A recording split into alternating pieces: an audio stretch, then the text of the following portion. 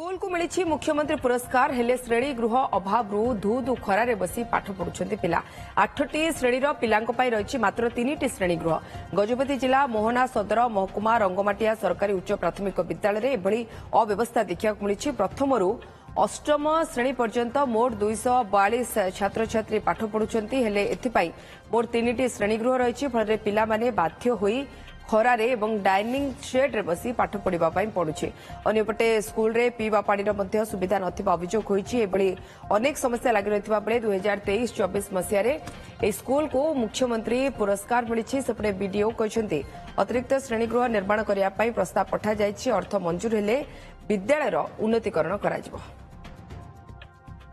आम स्कूल रे प्रथम और अष्टम श्रेणी पर्यंत अच्छे किंतु 3टा क्लासरूम ही अच्छे तो आम क्लास रे बसवा को जगह होनी तेणु करे कौन आमे केते पिला बारंडार मध्ये बसिकी पाठ पढ़ापढ़ी करि थाओ हां बाध्य होई कि आमे पिलान को बारंडार बसौछु जेहेतु आमानकर कोठरी अवेलेबल नाही सेथि निमते आमाने सरकार को दृष्टि आकर्षण करथिलु किंतु आज पर्यंत ताहा हेई पार नाही। तेणु करी आमाने सरकार को एतिकी निवेदन रखुछु जे जदी यही विद्यालय रे किछि अतिरिक्त श्रेणीगृह होइथांदा ताहले पिला माने निश्चित भाव से कोठरी मध्य बसिबे जो खरा वर्षा शीत से माने बाहर बसुंती ताहा होछि आमानक निमते बहुत समस्यार विषय। रंगमाटिया स्कूल रे भी एई वर्ष प्रपोजल जाइछि एडिशनल क्लासरूम पई से सैंक्शन हेकि आसिले सेठी नूतन एडिशनल क्लासरूम कंस्ट्रक्शन